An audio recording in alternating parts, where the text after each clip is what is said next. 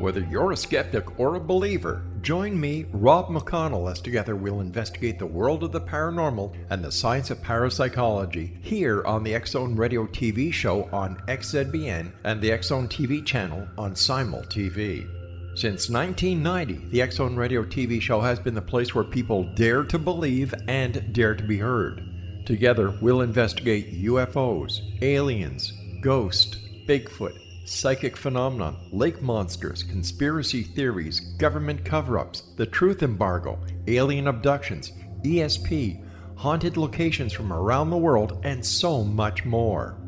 With over 28 years of broadcasting and more than 4,500 individual guests, the X-Zone is truly a place where fact is fiction and fiction is reality, as evidenced by the credibility, integrity, and professionalism of the guests that we bring to our international audience. If you have seen a UFO, had a close encounter, seen a ghost, Bigfoot, lake monster, or a story that you would like to share or have investigated, contact me, Rob McConnell, by sending me your email to xzone@xzoneradiotv.com, or you can call toll-free 1-800-610-7035, extension 143, and on Skype, X-Zone Radio TV. For more information on the X-Zone Radio TV show with yours truly, Rob McConnell, visit www.xzoneradiotv.com or www.xzonetvchannel.com or simultv.com and xzbn.net. Until next we meet here in the X-Zone from our broadcast center and studios in Hamilton, Ontario, Canada, always remember, X-Zone Nation, keep your eyes to the sky and your heart in the light.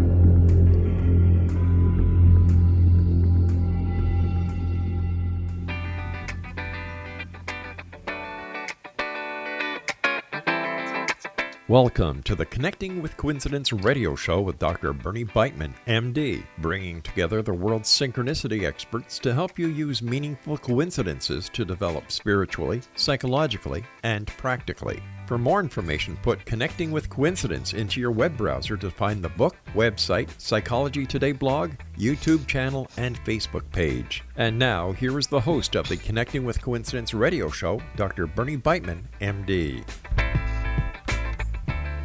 Hello out there. Yes, this is Bernie Beitman, Dr. BB, on introducing you to CC with BB. I want you to think about situations in which you see more coincidences. That's coincidentiality. Coincidentiality means the predisposition to create coincidences. The greater the coincidentiality, the more likely coincidences will occur. Three factors figure prominently in the creation of coincidences: need, life stressors, and high emotions. Look at your coincidence to check this one out. Need is something necessary is lacking now. Life stressors, moving from a familiar pattern to a new one, like passing from a job position or a state or a stage to another one, like weddings, deaths, births, sickness, and relationship changes. High emotion means positive or negative emotion that is not too extreme, because high emotion increases the mind's tendency to make connections among things. These change agents of life stressors, need, high emotion, interact with each other. They are not completely independent. Their relative prominence varies with the circumstances. So think about your coincidences with need, life stressors, and high emotions in mind. Under these conditions, it becomes time for you to expect more coincidences. Our guest today is Ritu Kaushal, who is the author of the memoir, The Empath's Journey, which is a fascinating insight into the life of a highly sensitive person and an emotional empath. Ritu was recently awarded the silver medal at the prestigious Rex Awards given by the United Nations and the International Confederation of NGOs in India, and which is awarded to people creating social impact through their work. Ritu writes about highly sensitive and creatives on her website, Walking Through Transitions. Ritu is also a writing coach for sensitive, intuitive writers. Ritu, thank you for being on the show and welcome to the show. Thank you, Dr. Beitman. It's such a pleasure to be on your show. So the pleasure is all mine. Let's share it. Um, I've been told by many people that I am an empath also. Mm-hmm. And I think I've gotten more sensitive even over the last couple of years to people's experiences, not just other people, but animals, plants, and the world around me. So let's start with what is an empath, Ritu, so that our audience can know who we are. Mm-hmm. Sure. An empath is someone who is very aware of the emotions of people around them, and often to the point that they feel those feelings themselves. So, if you walk into a room, for example, you might find somebody's curiosity, worry, or frustration almost jumping out at you. So, the energy that people bring is very, very, it's felt on an almost visceral level. So you're very aware of people's feelings, you feel them in your own body. And of course, this is a positive side, and sometimes it can mean that you take on other people's emotions because you're hyper aware of them. So that's, in short, that's what an empath is. The way I think about it personally is that uh, people who usually call themselves empaths or who identify with the word, they have empathy as a real gift. So all of us can have different gifts, of course.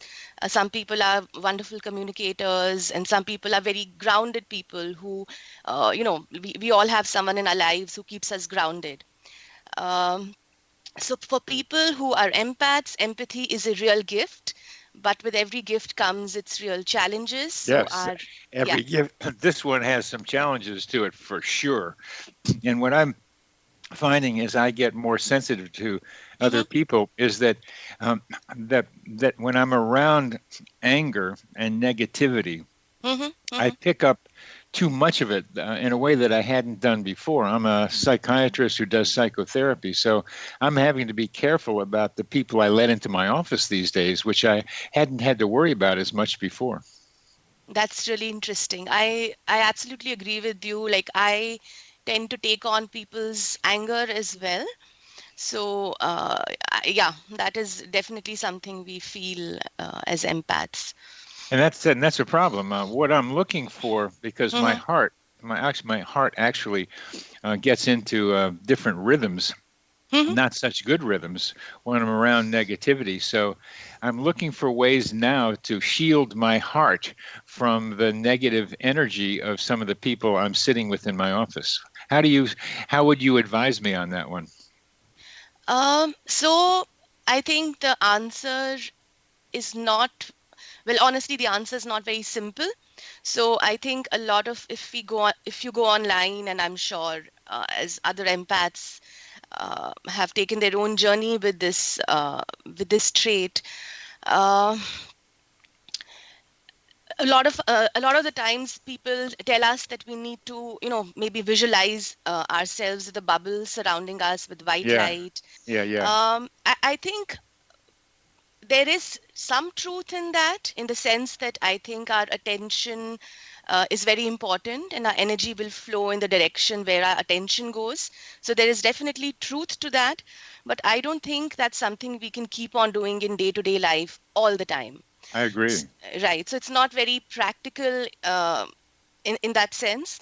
So for me, I think one thing I would say is that uh, whenever we have to be very conscious about engaging, as you said, about conscious with engaging with negative people, and when we are aware that we will be in such a situation, I think first of all it's very important to fill yourself up.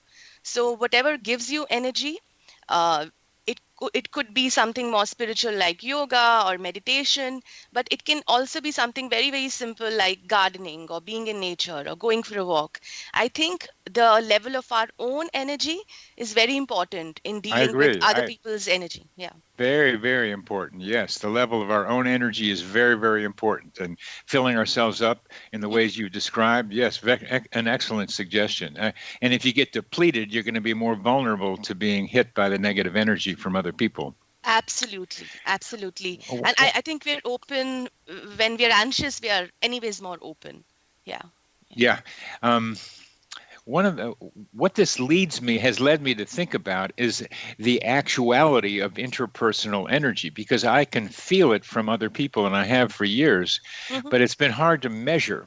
I mean, people take pictures of auras, of the energy fields around people, but I haven't seen much about being able to take pictures of energy between people. But I know it exists, and I know you know it exists. Yeah, I think more I feel that it exists, and I Yeah. know that it exists because I think as intuitive, empathic people, we've had lots and lots of experiences where we've picked up on whether there is something off about a person. So we might meet someone and rationally doesn't make sense why we think a certain way about this person, and we might try to talk ourselves out of our intuitions, Yeah. but later on we'll find that it was better if we had trusted our feelings about this person. So you're absolutely right. I know there is no scientific evidence right now, or there are no, or as far as I'm aware of, I'm sure there are. But I've been trying Mhm, to find out, and there are people who are around here who take pictures of energy fields, and I mhm. have not gotten them to take pictures of energy fields between people. And one of these days I might. Well, we're coming kind of near the end of this segment, Mhm. but I'd like to begin with our next part of this subject, is how being an empath influences the experience of coincidences, increases coincidentiality. Could you start with that, and we'll continue that later? Uh, I think as people who are empathic, we are very in touch with emotions, both other people's as well as our own. Uh-huh. And I think as someone who's very tuned into emotions, just being able to follow those feelings and hunches and you know curiosities about things, if we just allow ourselves to follow them instead of talking ourselves out of it, because it doesn't make any rational sense, just letting ourselves follow those feelings, I think that makes that helps us experience more coincidences and more synchronicities. I believe that's right. The you're making feeling and intuition Mhm, related to each other. And I think feeling is one form of intuition. Sometimes we get it mhm, as voices, even sometimes vision. But I think you're suggesting that from the empath's perspective, feeling is at least in part a subset, a part of intuition. So making a distinction among feelings like what we think of as emotions and feelings that are intuition becomes an interesting problem, I find, to be able to make the distinction, to see which ones are good for guiding us. So we're coming to the end of this mhm. segment. You're listening to Connecting with Coincidence. I'm your host, Dr. Bernie Beitman, MD. We're on the X Zone Broadcast Network, and we're talking with Ritu Kaushal, empath, empath, empath.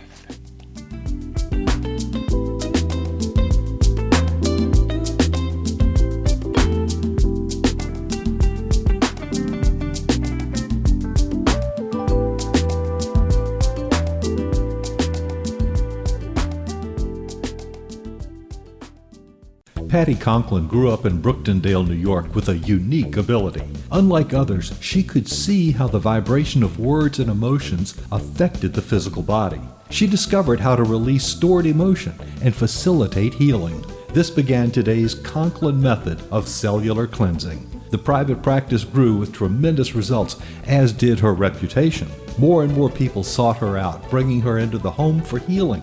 She soon realized she could even teach this to others, and they could shift perception and thus prevent illness from occurring. Patty Conklin quickly became a frequent keynote speaker, and she developed a curriculum for teaching the Conklin method of cellular cleansing. For more information, visit pattyconklin.com. PATTICONKLIN.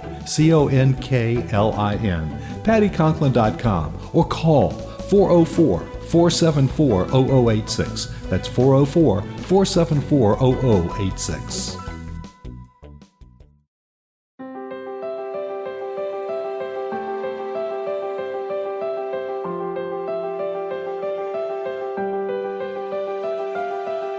Mission Evolution is dedicated to the well-being of the planet and animals, as well as the evolution of humankind.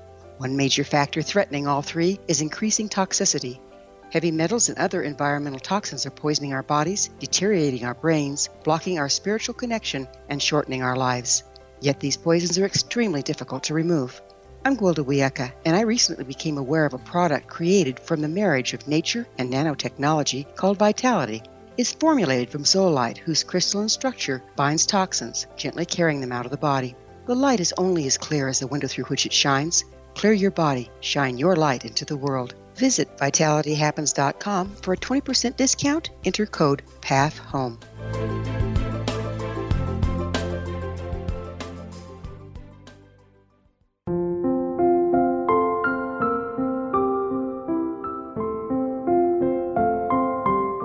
I am Dr. Carl O'Helvey, founder, president of a new cancer foundation focusing on evidence-based physical, mental, and spiritual interventions, including natural cancer cures, prayer, meditation, affirmations, nutrition, and other related holistic cancer prevention and cure modalities. These are used in cancer education, research, and financing care. I ask for your help to continue this important work by donating at www.holisticcancerfoundation.com.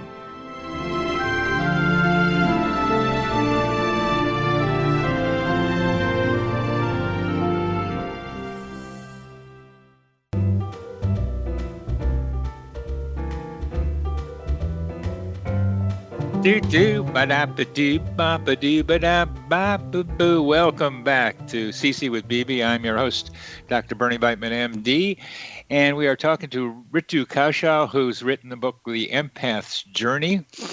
So we were talking about empath, feeling, intuition, and coincidences. That you were saying that following certain kinds of feelings, which I'm calling kind of intuition feelings, can lead to more coincidences. Could you talk more about how you think that happens? First of all, I want to say I agree with you.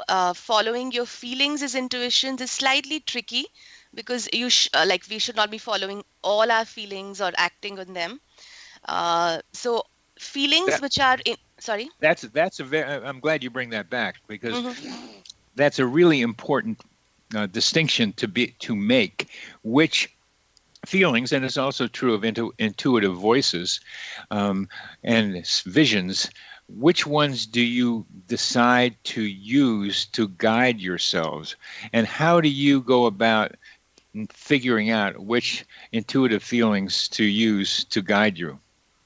I think one of the basic thoughts that I use around this is that which comes back to what intuition really is that intuition is always there to protect you. It's always there to guide you. Intuition is not about other people in the sense that if you have, sometimes we can confuse angry thoughts. For example, if we feel angry with somebody else, we might have destructive thoughts. Intuition is never a destructive force.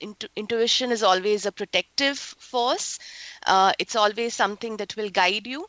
So if you have a feeling that is destructive and wants to, be acted out, that is never intuition. So intuition has a very guarding, self-protective, it's a very nurturing force.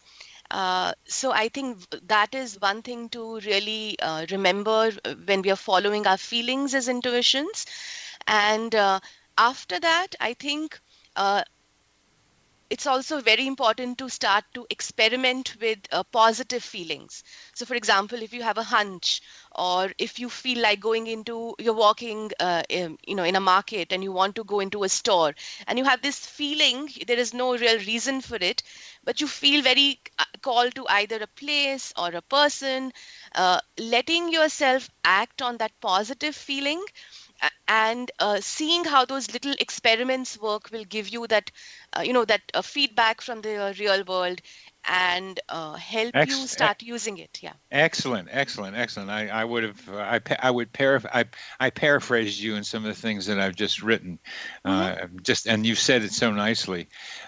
Sometimes anger can be in as a self-protective thing. So, I wouldn't say that all angry responses mean that you shouldn't pay attention to them, or would you disagree with that?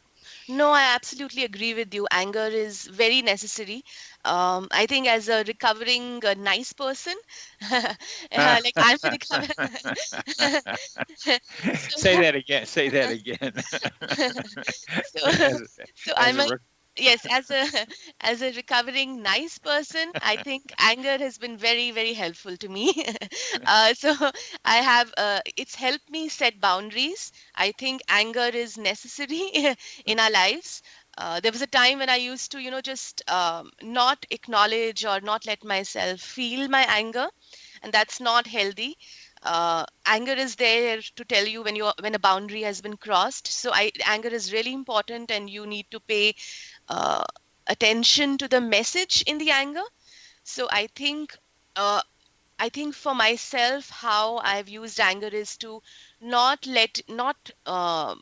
react from that place. Although, of course, I'm human and I have yeah, reacted yeah. with anger many times. But my process, my journey with anger has been to um, think about why I'm angry, and to then start building boundaries that will ensure that I'm not angry about that issue in the future.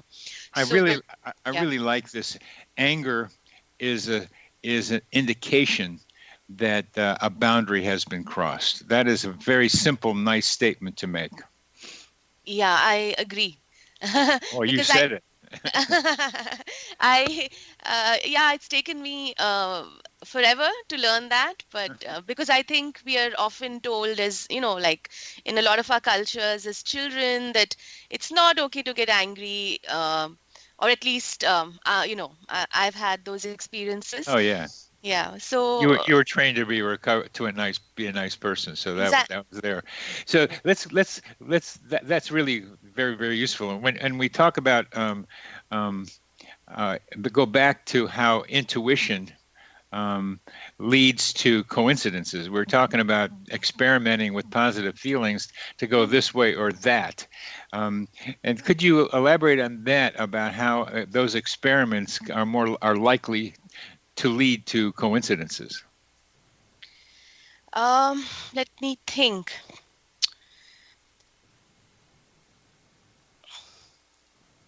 So I had this last year. I had this really strong feeling when I was going in. So there's this bookstore here in the San Francisco Bay Area in a city called Mountain View, called East West, which I really love. And I had this nagging intuition to go into it one day. Uh, and it turned out that there was a talk by someone called Sky Nelson Isaacs there, which I ended up attending. And he is I know he's connected with you because I've we got in touch with each other because of him. Um and I have had these kind of experiences which have led me to people like him. So this is like a very recent experience that happened last year, but all through my life, I've had these feelings about people, or feelings about places, or like I'll be walking and have a feeling that I want to walk into a bookstore, and then I'll end up finding a book which um, really changes things for me. So I've always had these, so it's never been something uh, like I've heard stories of people where they have these really you might call them fantastical experiences with synchronicities, but I think my experiences with synchronicities or or following my intuition has been these little flickering feelings of attraction or towards moving towards something. And and and and when I've allowed myself to do that, I've actually gone in the right direction. Very So nice. Very yeah. nice. Very nice. Um, you had a coincidence involving spirals that you told me about. Could you tell us about that? Sure. So a few years back, I'll give you a little context. I relocated from India to here in the United States around 7 years back. And I'd never been in the States before. So I had just gotten married and I followed my husband to his life here in the Silicon Valley.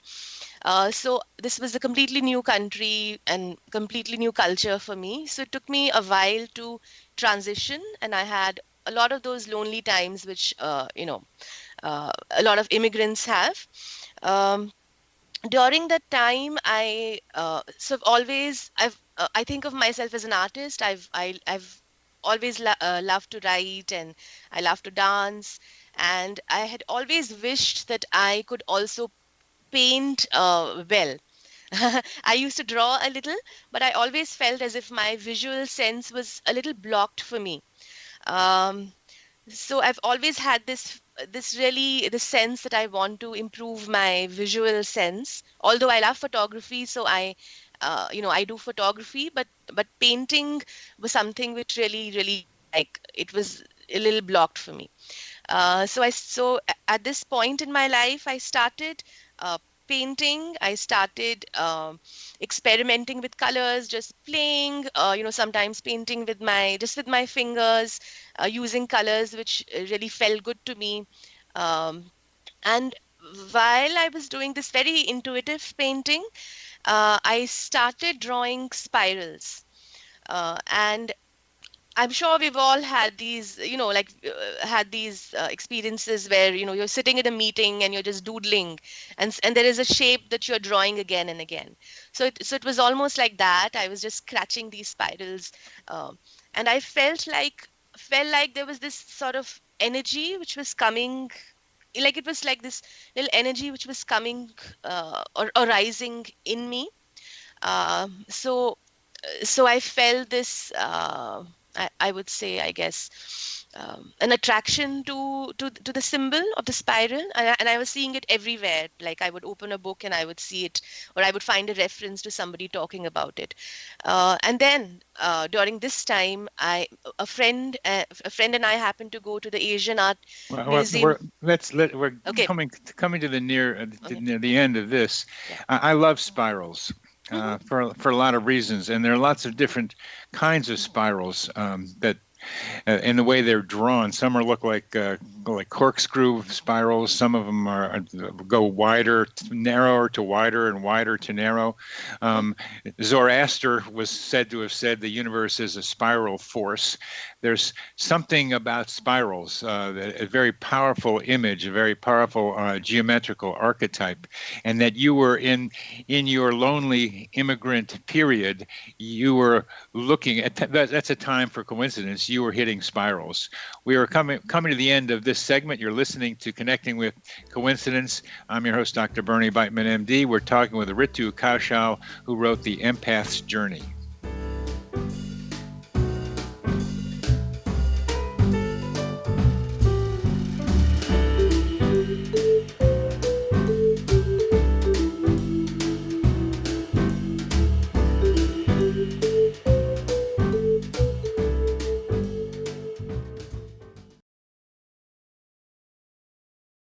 Audience. If you have seen a UFO, had a close encounter, seen a ghost, Bigfoot, lake monster, or a story that you would like to share or have investigated, contact me, Rob McConnell, by sending me your email to xzone@xzoneradiotv.com, or you can call toll-free 1-800-610-7035, extension 143, and on Skype, X Zone Radio TV.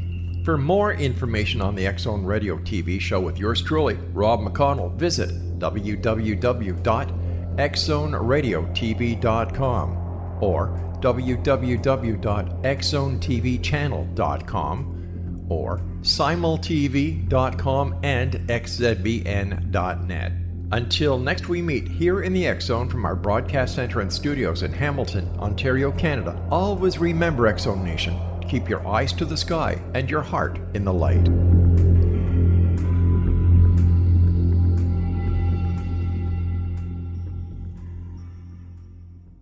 Join Patty Conklin and Healing Within Radio each week. More than entertainment, Healing Within offers educational, useful tools for everyday life. Listen for help overcoming fear, anxiety, and depression.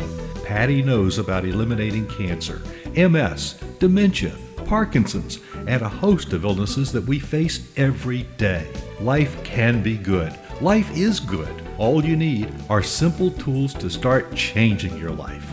Start right now by visiting pattyconklin.com, PATTICONKLIN. No matter where you are in the world, you can work with Patty through Skype, phone, or in person, visiting one of her retreats in Georgia.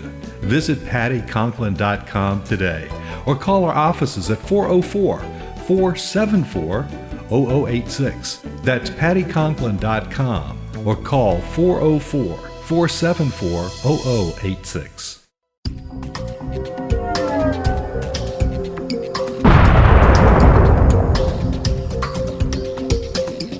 Coming soon to the X Zone Broadcast Network is A Different Perspective with me, Kevin Randall, as your host. We'll be taking a close look at what is happening in the world of UFOs today with side trips into the paranormal. Guests will range from those who are household names to those who have a different perspective on a variety of topics. No topic will be taboo, but there will be tough questions asked as we all search for the truth about UFOs, the paranormal, and those things that excite us. Sometimes we'll agree with a guest and sometimes we won't, but we'll try to keep the program topical. For those of you who would like to read, be sure to visit www.kevinrandall.blogspot.com and remember to listen to the other fine programs on the X Zone Broadcast Network at www.xzbn.net.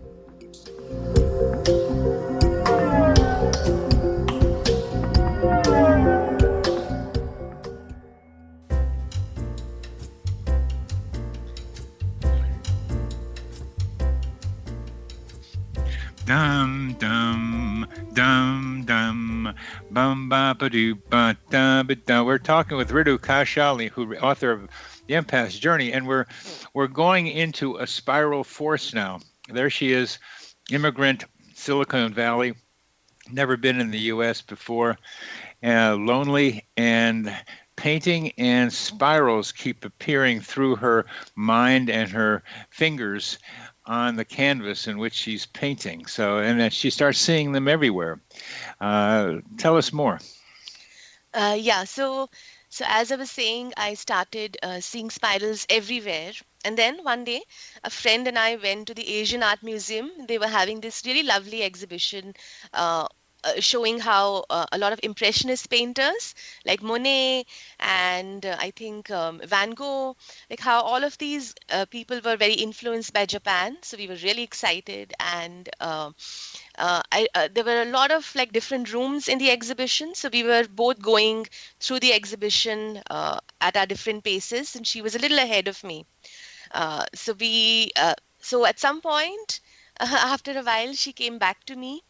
She had found an earring on the ground, so just like a lone earring, and it was one of those wire earrings. So it was a wire earring shaped like a spiral, and it was almost as if the universe had handed me the spiral and told me, what are you going to do about it? So I have had one story very much like that, where for some reason, and I forget the beginning part of it, a cross was very important to this guy. It meant something to him. Mm-hmm. And he got out of the movie theater, and there was lying in front of him this cross that was much like what he had been thinking about. I don't hear this story very often. I do categorizations of coincidences, just the way my mind works.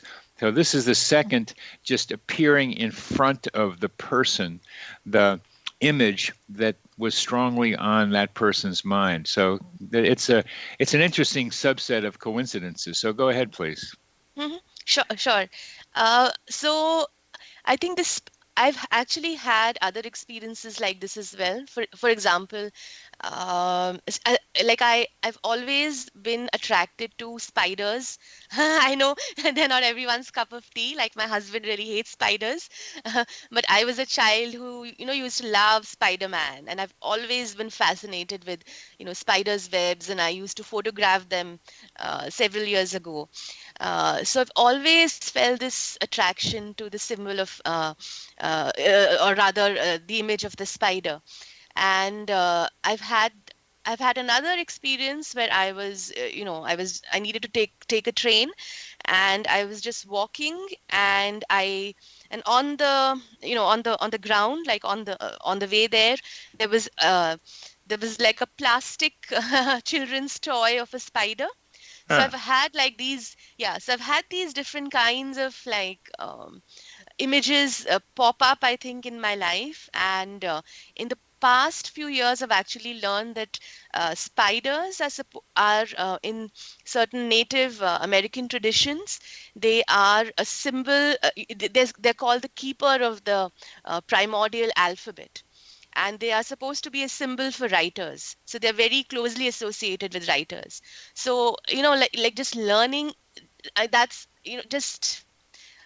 just thinking about that is feels very magical, because I've always been attracted to spiders before Yeah, I knew their meaning. Yeah. my image from what you're saying about for writers Mhm. is the spider spins a web the way a writer spins a tale. Absolutely. Yeah. It's you take a thread and you make it into something that's organized, a spider web, and in this case, something that's useful. And my mother knitted sweaters, Mhm. and to me, that was an inspiration for my writing because she would take balls of yarn that were just strings and turn them into something that was quite useful, much the way spiders do it with their webs. That's beautiful. That's beautiful. That reminded me of my great grandmother. I was lucky enough to my paternal great grandmother, who I knew as a child, and she was in a village in India, and I remember her taking these, like these plastic bags, and she cut up these little strips of plastic bags and wove them together. And as a and of course, from her perspective, coming from it was she was from that generation where money was scarce. Oh Or yeah, it still right. is. It And still still is. is. It still is. But like even her background and all of that. So Oh yeah, so yeah. I know I have some familiarity with the poverty of the subcontinent, having been in Mhm, what was East Pakistan in the late '60s. mhm, So I can envision your grandmother in a village. I was right near a village that might have been like hers in near Dhaka. So go ahead. mhm. So like that felt, so this was like so that felt really magical. I remember as a child just to see that someone had made something beautiful out of like Yeah, out something of we discard. Yeah. yes, yes, yes, yes, Yeah. yes, yes, yeah. Yeah. So there you here you are, a person who Mhm, thinks of spiders and see a plastic spider. That's probably not too uncommon. The kids might play with them mhm, because I've seen them. But going to East West Museum and finding a lone spiral earring mhm. on the floor is a little more improbable to me. So, what did that lead you to, that earring? I think it, first of all, it led me to learning about spirals. So I started reading about them. And I think now at this, today when I look back, I think that the spiral was actually a symbol for what I was doing in my life then. So I was writing my book, The Empath's Journey. And because it's a memoir, I was sort of circling in tighter and tighter circles towards the center. um of my own truth.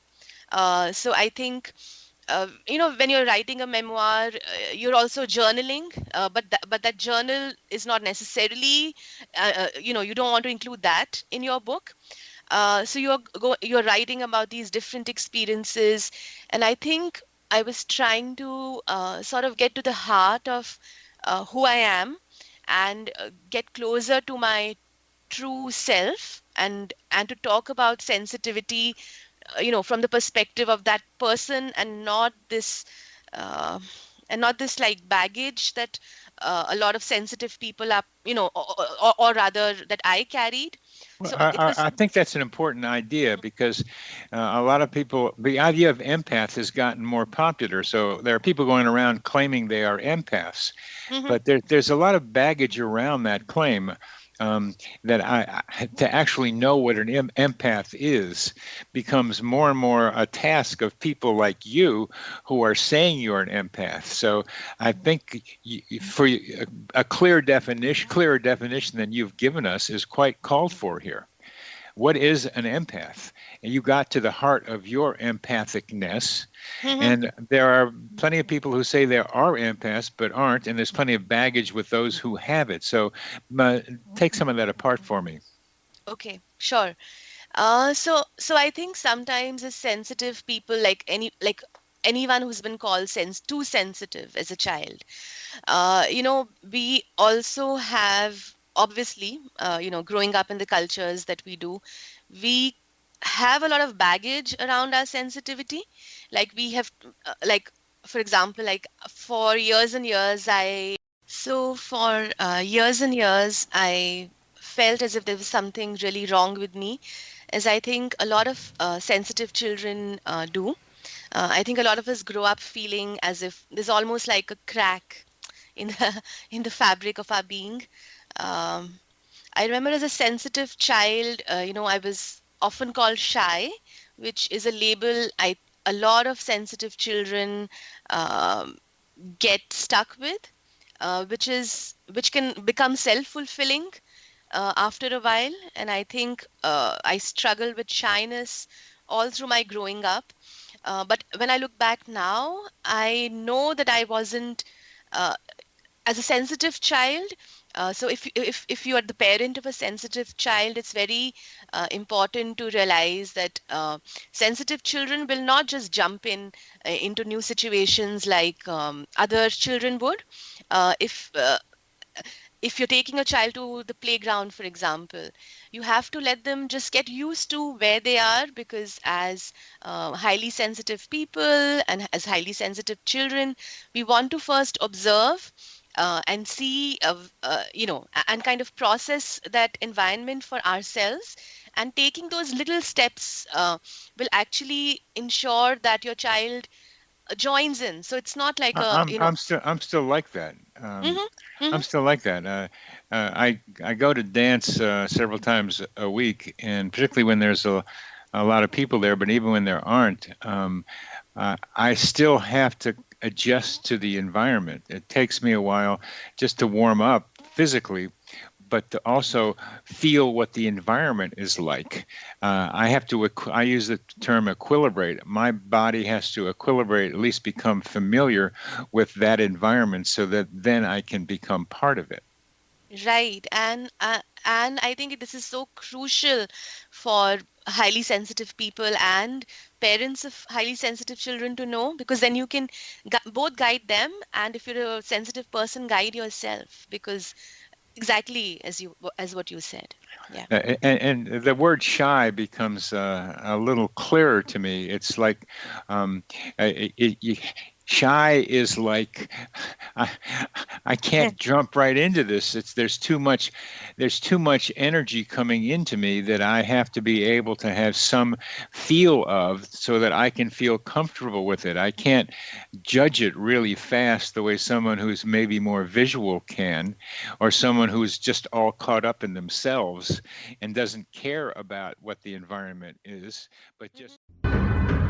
If you are looking for a safe, zero-calorie natural option to the harmful artificial sweeteners on the market today, Just Like Sugar is what you're looking for. Just Like Sugar is a wonderful natural alternative for those health-conscious people who choose a calorie-restricted diet with a great, pure, sweet flavor that tastes just like sugar. Just Like Sugar is a great natural option for people suffering from diabetes and may be useful in restricted diet programs where standard sugars are not allowed and does not cause a laxative effect of some other sweeteners.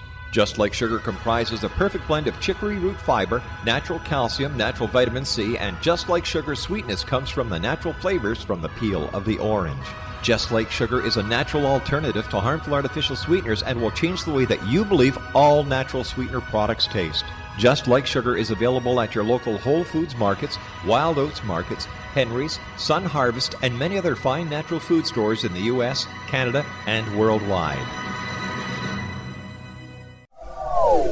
They are here, and they've been here for thousands of years, making their presence known in the shadows. They might be seen by a lonely motorist on a deserted road late at night, or by a frightened and confused husband in the bedroom he is sharing with his wife. But who are they? What do they want? Why are they here? Perhaps most concerning, has the government been aware of their presence all along? The new book by Ellie Marzulli, UFO Disclosure, the 70-year cover-up exposed, delves into the world of UFOs. Can full disclosure be soon? Order now and receive a free hour and 37-minute DVD on the UFO phenomenon. UFOs are real.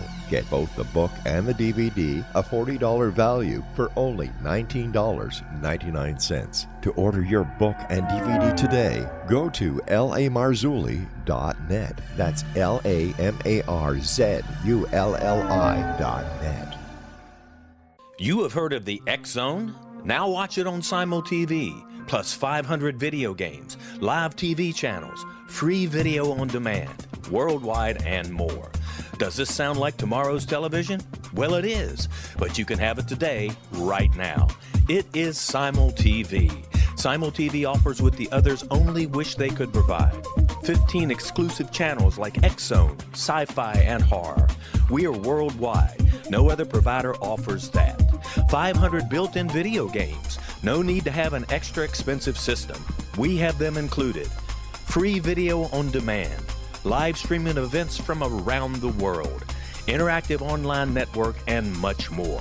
Tomorrow's TV today. Simul TV. Sound too good to be true? Well, it's not. You can have Simul TV today. Sign up at simultv.com. Do it today.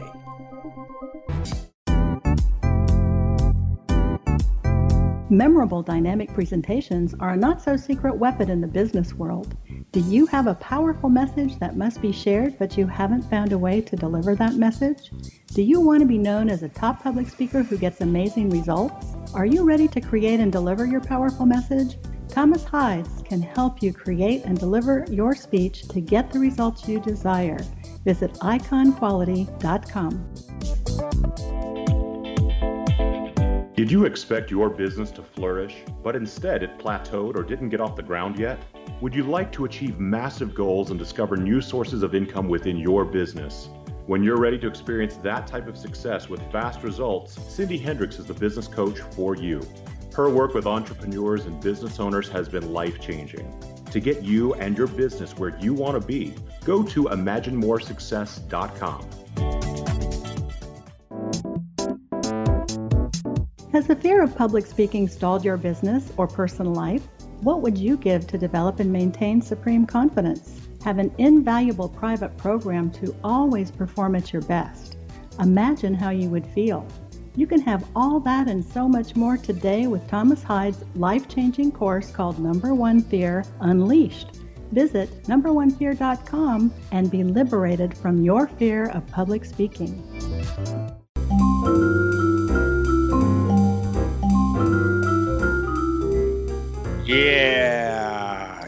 Yeah, and yes.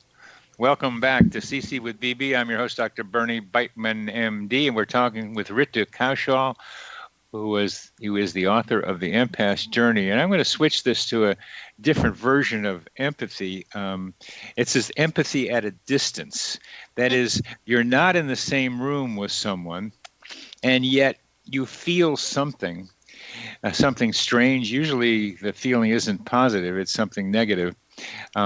You don't know where it's coming from, For example, a friend of mine woke up in the middle of the night just with an awful feeling inside of her. And at that moment, she found out later, at that moment, her father had just died.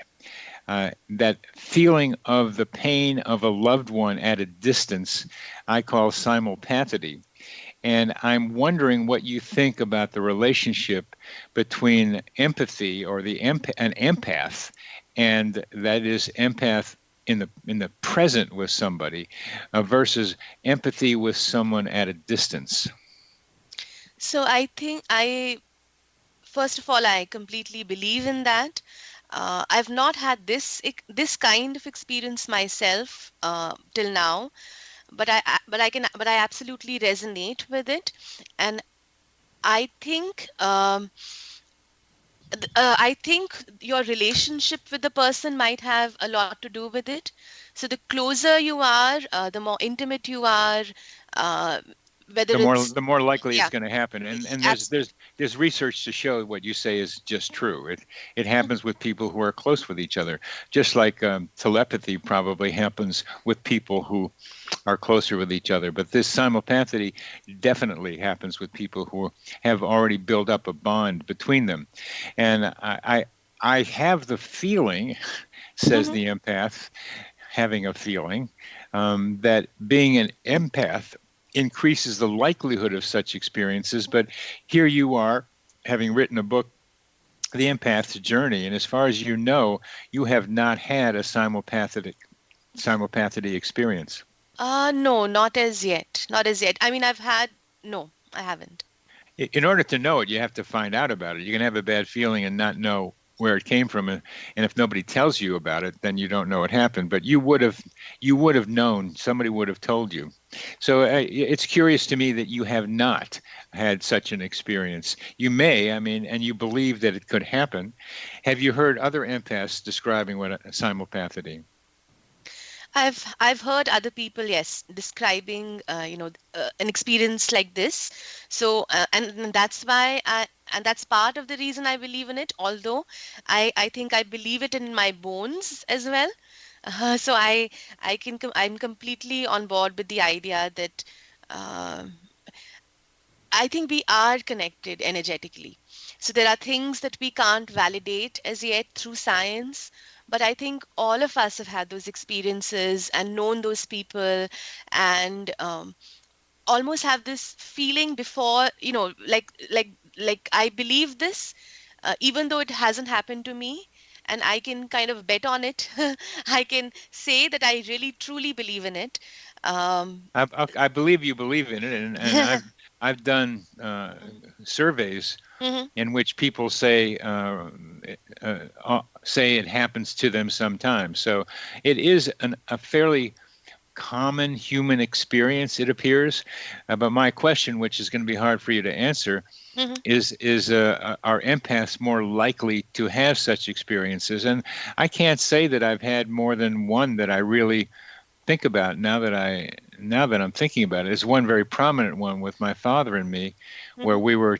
where I was choking uncontrollably on Hayes Street in San Francisco, near Alamo Park. I don't know if you know where that is. Mhm. You do? Yeah. It's in the Fillmore district.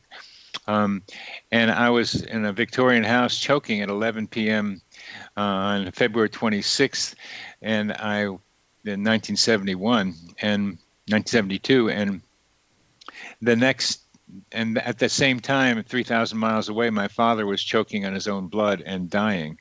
And that got my attention to this sort of thing happening. But I haven't really looked to see if I've had that in any other situations. So that's a curious thing to me now that I'm realizing it, that maybe that's the only time that it's ever happened to me. It certainly made me curious about whether it's happened to other people. Okay.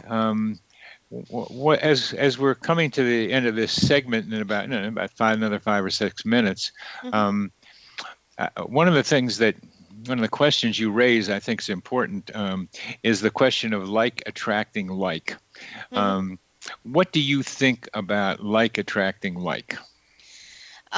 So I think on one level it is true.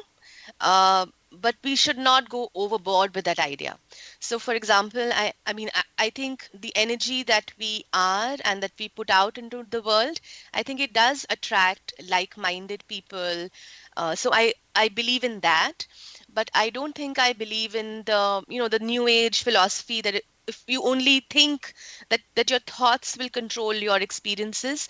I think rather than your thoughts, your actions get a response from the universe. Oh So, yeah, oh yeah. Hey, yeah. I'm gonna rock and roll is here to stay. I'll tell you how I know. You're like saying the right on right thing. I mean that the idea of a secret was you sit there and Mhm. think about it and it's going to happen. And no, you got to behave yourself out there. It's like the dog that trots about finds the bone. You got to Ex- move. Yeah, you have to shake some orange trees to get some apples.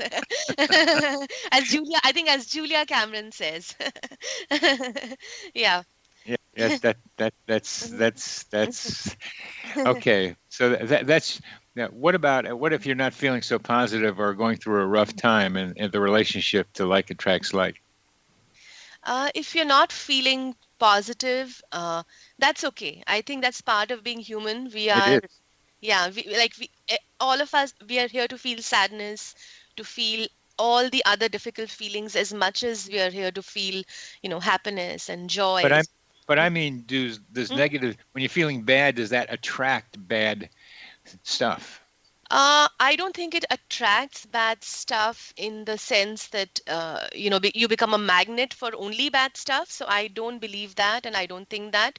But I think what happens is just as a person, if you are very focused on the negative, your life becomes negative because the way you respond to the world will create that dance between you and the world, and between you and people. So in that sense it might feel like is attracting like, because you are, if you are in a slump, that is the energy that you are bringing to the world as well.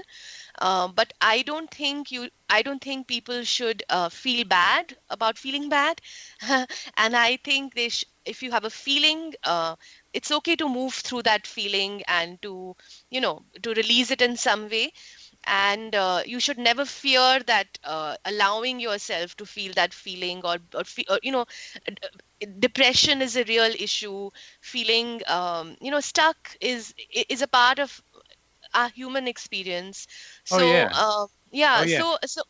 so you should not. So I think if you're feeling sad, or angry, or whatever negative, so-called negative feeling you're feeling, I really don't think it attracts only the bad stuff. It's It's just it's that, it's yeah, your attitude about it that's so important. yes, It's the attitude about it. And one of the ideas I'm trying to bring to the world is this coincidentiality idea that I mentioned at the top of the show.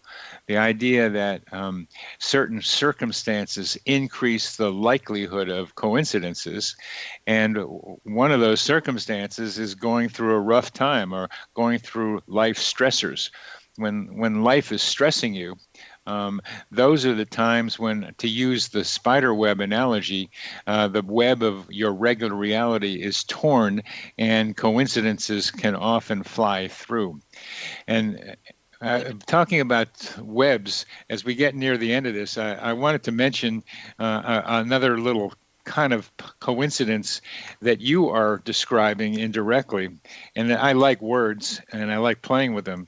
So I'm thinking about how both your two images that we talked about earlier of spider and spiral both have spy in the beginning of them. ah, they do, yeah. And uh, I wonder what your association to that connection between spider and spiral and the spy they have in common are. Just let your mind go. okay, okay, sure. Sure. I think spiders are I think to me, the spine spider, or the way I think of myself as a writer, as a writer who's spinning tales, is that I am on a process of discovery. So I never know what I'm going to write till I actually start writing, and I Right. don't know the entire way, right? Yeah. And so it's, so it's like it's actually discovering. So that's about the spider and spirals. The spy in spirals, I think, is about, um, I think, getting like catching sight of yourself, because sometimes as a feeling person, as somebody who approaches the world emotionally, I can get very lost in feelings at times. So I think the spy in spiral is telling me to kind of, like it's like an insight about who I am, which is not just my feelings. Uh, No, so that's what it. yeah, that's good. So it's almost like we're talking about a spy novel here in both of those things. We're spying on ourselves in different ways. We're coming to the end, and you're listening to Connecting with Coincidence. I'm your host, Dr. Bernie Beitman, MD, on the X-Zone Broadcast Network. Our guest has been Rita Kaushal, author of Empath Journey. Rita, thank you so much for being. Ritu, thank you so much for being on the show.